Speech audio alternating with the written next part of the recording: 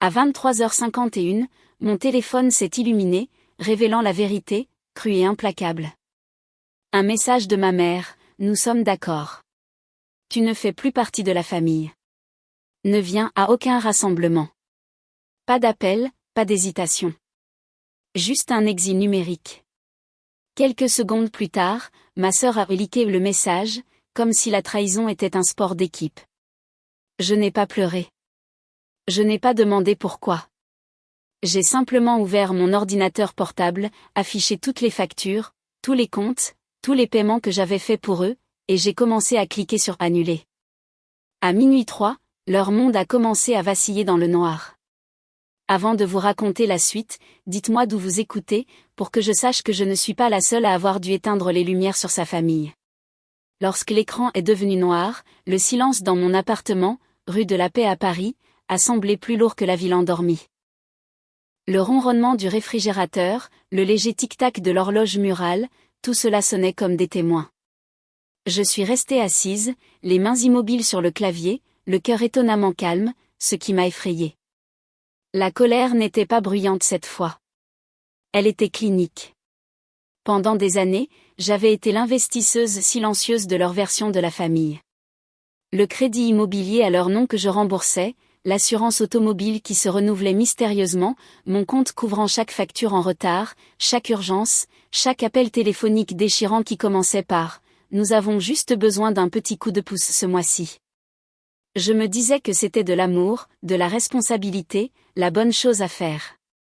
Maintenant, je réalisais que c'était un abonnement que je finançais. J'ai regardé autour de mon petit appartement parisien. Tout était rangé, étiqueté, codé par couleur, mon mécanisme d'adaptation. Après une enfance passée dans le chaos des faubourgs, j'avais construit l'ordre à partir du bruit. Mais ce soir, l'ordre s'est retourné contre moi. Chaque reçu soigneusement classé, chaque paiement automatique ressemblait à une trace écrite de ma propre naïveté. Je pensais que l'amour était l'endurance. Que si je restais silencieuse et que je continuais à donner, il finirait par voir que je valais la peine d'être gardée. Ma mère, Odette, m'avait élevée avec la culpabilité comme une recette de famille, de petites portions servies souvent. Ma sœur, Chloé, était l'enfant en or, bruyante, charmante, allergique aux conséquences. Mon père, Michel, avait appris à survivre en restant hors de portée des explosions. Moi, j'avais appris à survivre en m'assurant qu'il n'y en avait pas. Je me souviens de la première fois que j'ai payé leur taxe foncière. Ils étaient au bord de la saisie, leur voix brisée au téléphone. J'avais 26 ans, je payais à peine mon propre loyer d'étudiante en droit à la Sorbonne, mais j'ai viré l'argent sans hésiter. Maman m'a appelé son ange gardien. Je l'ai cru. Puis sont venus les services publics, la voiture, les frais de scolarité de Chloé à l'ESSEC, 18 000 € par an, 3 ans d'affilée. C'est drôle comme les anges finissent toujours par payer les factures en enfer. J'ai frotté mes yeux, essayant d'invoquer le regret, mais il n'y avait que de la clarté. Ce n'était pas une rupture. C'était un bilan. Je ne perdais pas une famille. Je recueillais des preuves. La dernière fois que je les avais vus en personne, c'était lors d'un dîner dominical il y a 6 mois. Maman avait corrigé ma posture devant tout le monde. Chloé s'était vantée de son prochain voyage d'affaires qui, je le savais, était une semaine dans une station balnéaire du sud de la France. Papa avait plaisanté en disant que j'étais trop sérieuse pour garder un homme. J'avais souri au-dessus de la purée de pommes de terre et avalé la vérité. Cette table de dîner avait été une salle d'audience. Je n'avais simplement pas réalisé que j'étais en procès. Maintenant, assise dans la douce lueur de mon ordinateur portable, j'ai ouvert une nouvelle feuille de calcul. Date, montant, raison, preuve. Mes doigts bougeaient comme s'ils connaissaient déjà le chemin. Une colonne à la fois, je récupérais des années de respect impayé. Dehors, les lumières de la ville clignotaient à travers ma fenêtre comme du code Morse. Quelque part là-bas, ma famille dormait profondément, croyant que j'avais finalement accepté mon exil. Ils n'avaient aucune idée que je ne faisais que commencer. Au matin, mon téléphone était un musée d'appels manqués. Papa, maman, Chloé, chaque nom brillant comme une relique de quelque chose qui avait de l'importance. Je n'ai répondu à aucun. Le silence entre nous avait maintenant un poids. C'était une preuve. Le premier message qui est arrivé ne venait même pas de ma mère. C'était de Chloé: tu réagis de manière excessive. Maman ne le pensait pas comme ça. On peut juste parler? Parler. Comme si le mot n'avait pas été empoisonné des années auparavant.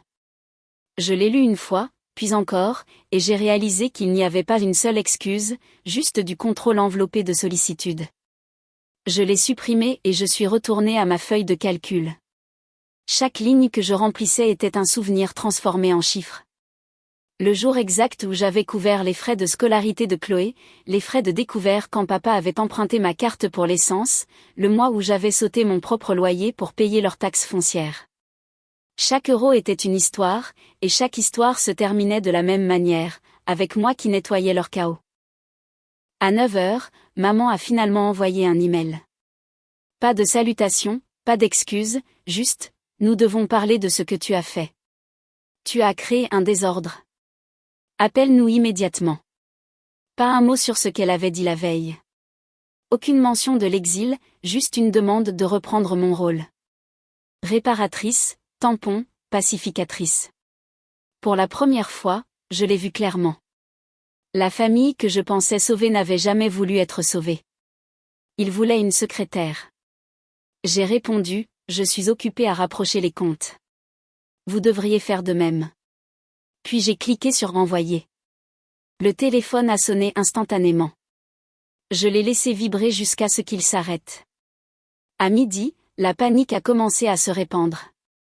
Un SMS de papa: peux-tu s'il te plaît t'expliquer ce qui se passe avec les services publics?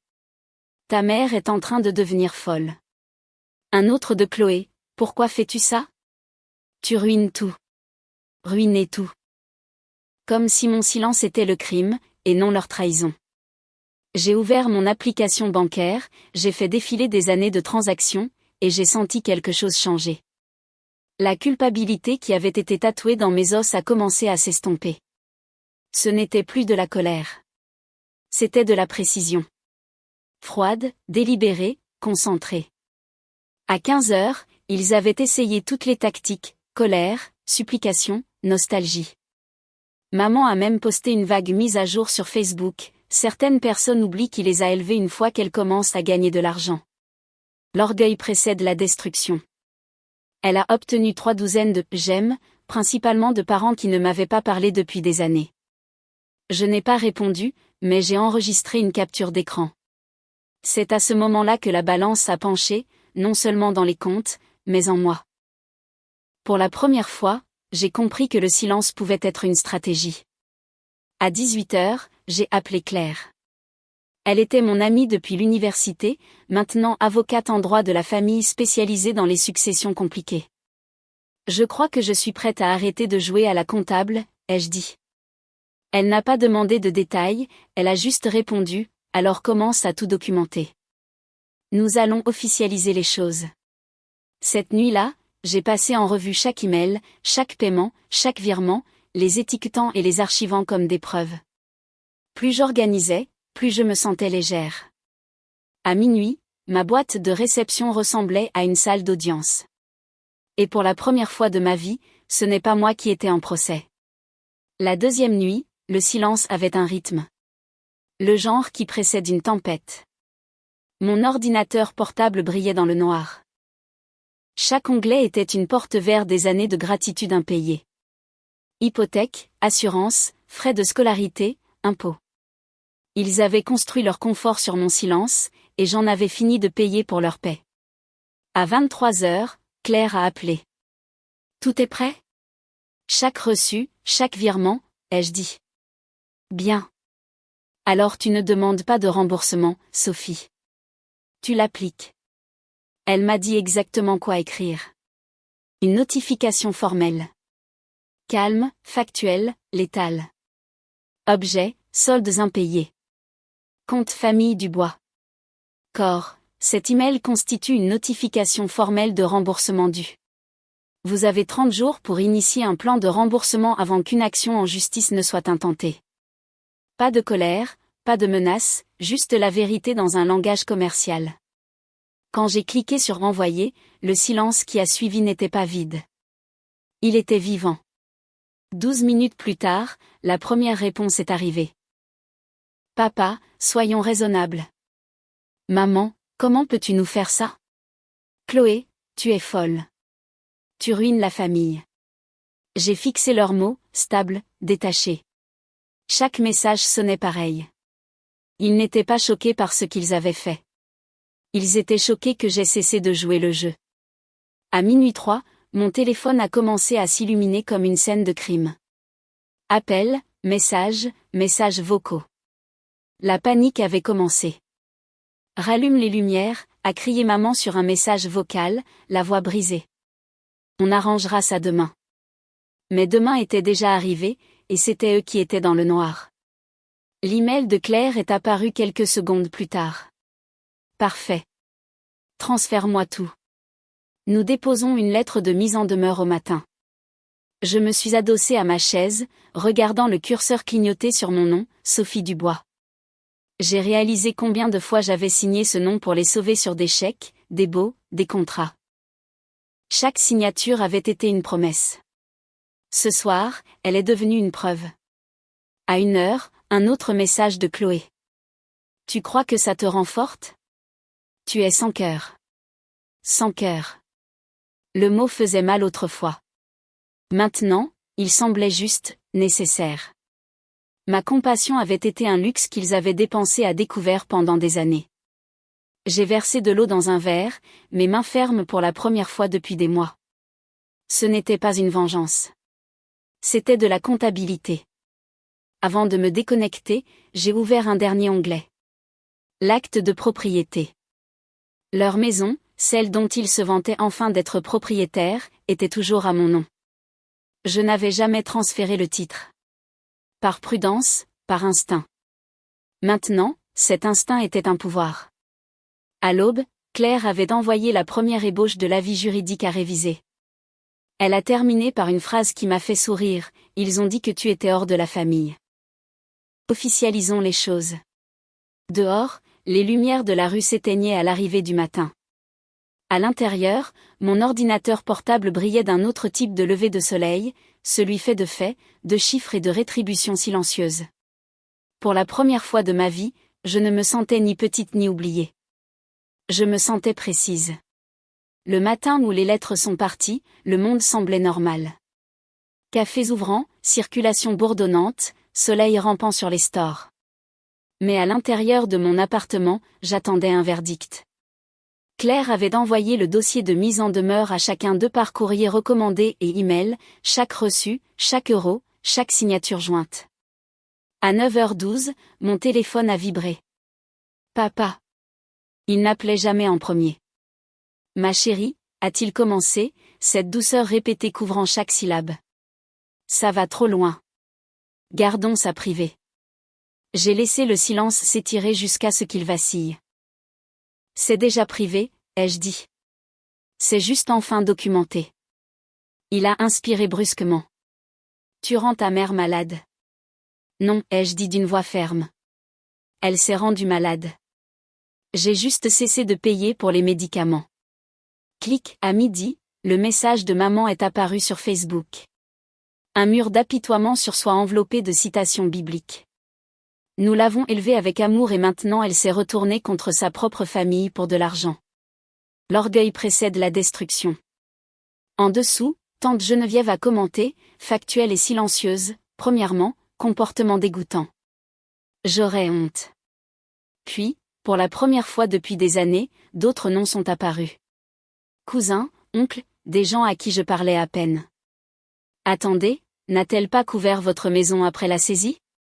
N'est-ce pas la fille des frais de scolarité? Le fil de discussion s'est déchiré. Leur histoire s'est fissurée.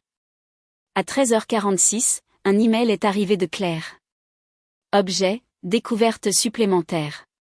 Était joint un PDF, capture d'écran, relevé bancaire. La note de Claire indiquait, confirmation de retrait d'héritage 40 000 €. Incohérence de signature. Faux probable. Je l'ai lu 3 fois. La rénovation, la nouvelle cuisine. Le calendrier correspondait parfaitement. Ma mère n'avait pas seulement vidé mon compte bancaire. Elle avait volé le fonds de fiducie de ma grand-mère et avait signé mon nom pour le faire. En soirée, Claire avait déjà déposé une injonction. Le tribunal a gelé leurs avoirs avant le dîner. Cette nuit-là, mes parents ont essayé tous les canaux. Email, SMS, messages vocaux, tous reprenant le même refrain, c'était un malentendu. Nous te rembourserons. Ne ruine pas la famille. L'ironie m'a fait rire à voix haute. À 20h32, la sonnette a retenti. À travers le Judas, j'ai vu ma mère, les yeux rouges, serrant une enveloppe. Sophie, a-t-elle murmuré. S'il te plaît, nous perdons tout. Fais quelque chose pour ta sœur. Pour Chloé, ai-je demandé. Ses lèvres ont tremblé. C'est toujours ta sœur. J'ai ouvert la porte juste assez pour lui tendre le papier qui attendait déjà sur ma table. Une copie de l'avis d'expulsion que Claire avait déposé ce matin-là. Vous recevrez la copie officielle dans 7 jours, ai-je dit. Son visage s'est vidé de ses couleurs. Tu ne ferais pas ça. Je l'ai déjà fait. Elle m'a regardé, cherchant l'ancienne version de sa fille. Celle qui réparait, pardonnait, finançait. Cette version avait disparu. Au revoir, maman, ai-je dit, et j'ai fermé la porte. Je ne l'ai pas regardé partir. Je suis restée dans le silence, respirant la fin d'une ère. Le lendemain après-midi, le chaos s'est déroulé comme une horloge. Les services publics ont été déconnectés.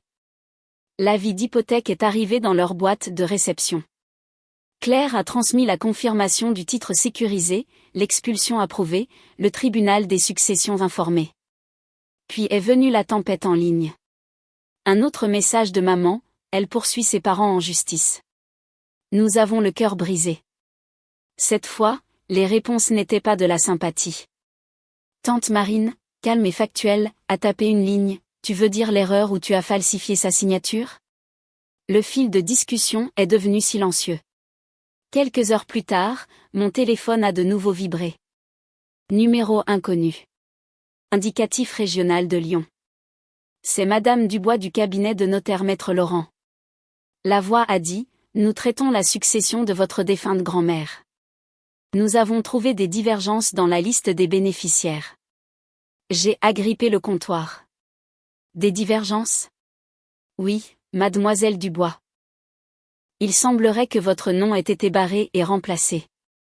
La signature ne correspond pas. La rénovation, les comptoirs en marbre, chaque pièce du puzzle s'est mise en place. Merci, ai-je dit. Veuillez tout envoyer à mon avocate. À minuit, Claire a confirmé le dépôt, fraude successorale. Un autre gel, une autre couche de vérité. Les jours suivants, l'histoire s'est répandue tranquillement dans la famille. Un par un, des proches m'ont contacté, des cousins dont je n'avais pas eu de nouvelles depuis des années. Ils nous ont emprunté de l'argent aussi. Ils n'ont jamais remboursé personne. Tu n'es pas folle, Sophie. Chaque message était un petit bateau de sauvetage dans une inondation dans laquelle je me noyais depuis des années. Lorsque l'avis officiel du tribunal est arrivé, Claire a appelé. Ils essaieront de te contacter à nouveau, a-t-elle averti. Ne t'engage pas, même s'ils s'excusent. Elle a fait une pause. Surtout s'ils s'excusent. Le lendemain matin, ma boîte de réception a de nouveau explosé. La nouvelle tactique de maman était le remords. Nous te pardonnons. S'il te plaît, pardonne-nous. Le pardon comme levier. Le plus vieux des stratagèmes. J'ai transféré l'email à Claire et j'ai archivé le fil de discussion. À la fin de la semaine, la maison n'était plus la leur. L'acte toujours à mon nom a été vendu en quelques jours. Claire a viré le produit de la vente sur mon compte. Voir la ligne de confirmation apparaître ne ressemblait en rien à de la vengeance. Cela ressemblait à un équilibre. Chloé a essayé une dernière fois, un dernier SMS, tu as gagné. J'ai répondu, personne ne gagne quand la famille devient une dette. Puis j'ai coupé son numéro pour de bon. Cette nuit-là, la ville dehors scintillait, stable, indifférente. Je me suis assise près de la fenêtre, la même qui avait autrefois reflété chaque nuit blanche que j'avais passée à les sauver. Maintenant, elle reflétait quelque chose de nouveau. Moi, seul, mais libéré. Quelque part là-bas, ils apprenaient à vivre sans moi. Et pour la première fois de ma vie, je ne me sentais pas coupable de les laisser faire. Au moment où le tribunal a tout finalisé, des semaines s'étaient écoulées dans un rythme étrange et calme. Claire m'a envoyé un court email, affaire résolue. Accord de remboursement signé. Succession annulée. Tu es libre. Libre. Le mot semblait étranger. Leur compte était gelé et leur maison vendue, leurs dettes légalement liées à leur propre nom pour une fois. Le silence qui me hantait s'était transformé en paix. Je ne me réveillais plus avec des appels d'urgence ou juste une dernière faveur. Mes matins m'appartenaient à nouveau. J'ai acheté un petit appartement dans le centre-ville de Bordeaux. Rien de grandiose, juste des murs propres, du soleil et pas de fantômes. Marc m'a aidé à emménager. Il n'a pas dit grand-chose, il m'a juste tendu une tasse de café et a souri comme s'il comprenait le goût de la liberté. La première nuit là-bas, j'ai ouvert ma vieille feuille de calcul, celle où j'avais autrefois suivi chaque euro que j'avais dépensé pour eux. J'ai regardé les chiffres pendant longtemps, puis j'ai cliqué sur « Supprimer ». Les voir disparaître ne ressemblait pas à une perte. Cela ressemblait à une libération. Le bruit a couru que mes parents louaient une petite maison en dehors de la ville. Chloé travaillait à temps partiel quelque part qu'elle détestait. Je n'ai ressenti aucune satisfaction, juste de la distance. Ils vivaient enfin la vie qu'ils avaient construite sans moi pour la soutenir. Cette nuit-là, pour la première fois depuis des années, j'ai dormi jusqu'au matin. Pas de culpabilité, pas de bruit, juste le ronronnement calme et régulier d'une vie qui m'appartenait enfin. Un mois plus tard, j'ai visité la tombe de ma grand-mère. J'ai déposé des tulipes, ses fleurs préférées, et j'ai murmuré, c'est fait. Le vent a semblé une réponse. La paix n'est pas bruyante. Elle est calme, stable, gagnée. Si vous avez déjà dû vous éloigner des personnes qui vous ont brisé, vous le savez. Vous n'êtes pas seul.